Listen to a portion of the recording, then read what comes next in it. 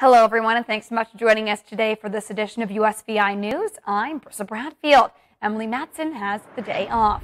Well, the Biden administration is looking at other areas for student debt relief, while the legal battle over its broader loan forgiveness plays out in appeals court. The Department of Education announced a plan on Tuesday that will bring most loans for public servants closer to forgiveness. Elise Preston explains. New changes will simplify the Public Service Loan Forgiveness Program, helping teachers, public defenders, and other public sector workers with their student debt. The program, known as PSLF, started in 2007, but red tape and restrictions have denied relief to many borrowers. These are idealistic people who want to give back to their country, who made career decisions based on a promise of loan forgiveness, and they were shortchanged. That's not right. Last year, the government announced temporary changes that allowed 236,000 people to have more than $14 billion in student loans forgiven. But those expire October 31st, and the government is encouraging qualifying public service workers to apply before next Monday. Permanent changes are set to take effect next July. That includes credit for late payments, as well as income-driven repayment plans. These actions will move millions of qualified borrowers closer to forgiveness by crediting all their past payments. This latest plan comes amid legal challenges over President Biden's broader plan for student loan debt forgiveness. 6 conservative states are suing, claiming that relief will hurt their bottom line. But the Department of Education is pressing on. We know 40 million people are counting on us to fight for them, and we're going to continue to fight for them. Advocates are urging borrowers not to be deterred. So right now, borrowers can still apply for debt cancellation. They can still go online and submit that form. The Biden administration officially launched studentaid.gov last week, where at least 22 million people have already applied.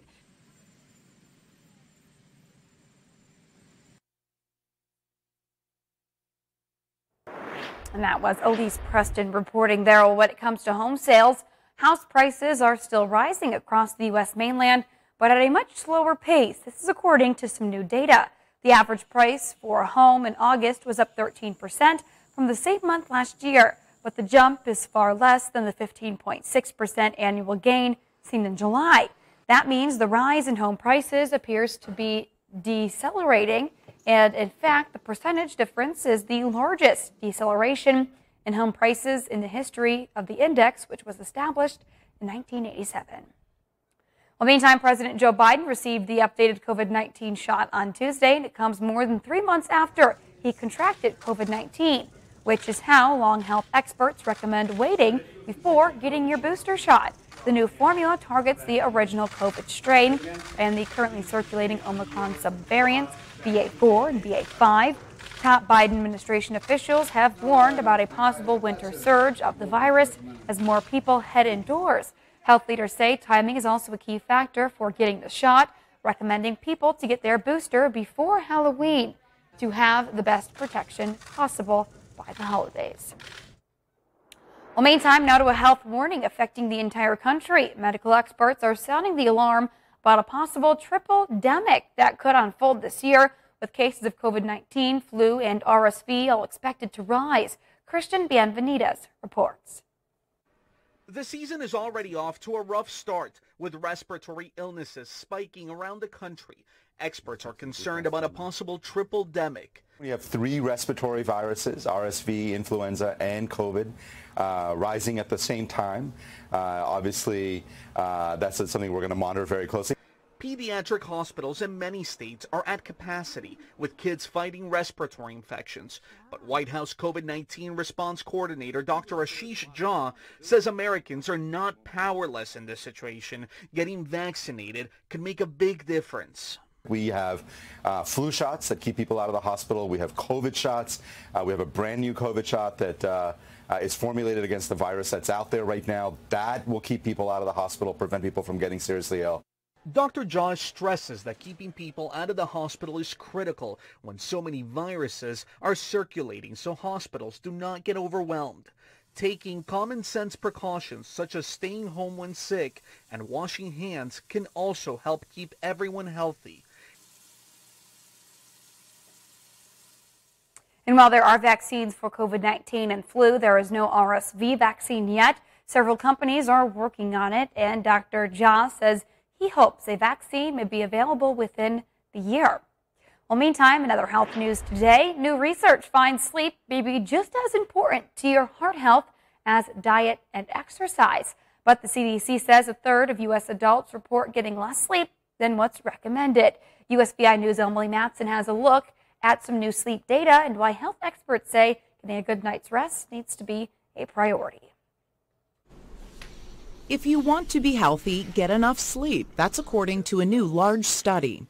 There's a lot of things you can live without, but you can't live without sleep. The research finds people 50 and older who sleep 5 hours or less a night faced a 30% higher risk of developing multiple chronic diseases like cancer, diabetes, and heart disease over time, compared to those who slept at least 7 hours a night. At age 60, it was a 32% increased risk, and at 70, a 40% greater risk. You're more irritable when you're not sleeping enough or not getting good quality sleep. It affects your relationships. There's really not a component of your life or your body that can't be affected by your sleep. It's recommended adults ages 18 and older get 7 or more hours of sleep per night.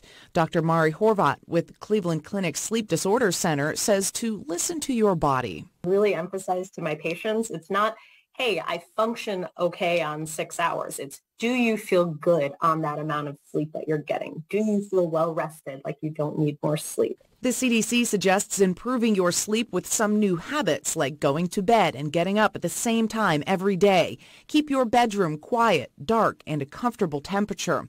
And avoid large meals, caffeine, and alcohol before bed, all things that can disrupt sleep. Emily Matson reporting. Now, this study did have some limitations. Most of the subjects were white men, and it relied on self-reported data, which can be less reliable. The American Heart Association has also added sleep duration to its cardiovascular health checklist, along with quitting smoking and getting active. Well, meantime, the Virgin Islands Police Department will host a trunk or treat event this coming weekend. VIPD, in conjunction with many partners, are hosting a trunk or treat Halloween event for VI families. It's a way to provide Virgin Islanders with a great opportunity to ensure kids have a fun and safe way to celebrate Halloween this year. The 3 trunk or treat events will take place on both St. Thomas and St. Croix, Sunday, October 30th from 2 p.m. to 6 p.m. The St. Thomas venue is on the Wicco Dock. On St. Croix, it'll take place at the Kmart West parking lot. Well, switching gears now, the Havana International Ballet Festival is returning to the stage to try and recover its reputation as one of the most important dance events. It's the 27th edition of the Havana International Ballet Festival, the oldest of its kind. This year's event, which is historically characterized by non-competitive nature, brought together some of the world's most famous figures and companies of the moment and will run until November 13th. As well as amazing Cuban dancers, there were many Spanish dancers and choreographers as well as famous companies from Russia, Spain, Brazil, Argentina, and even Mexico. Now, the first edition of the festival was held in March of 1960. Over these 62 years, 87 different companies have participated and hundreds of guests from 61 countries.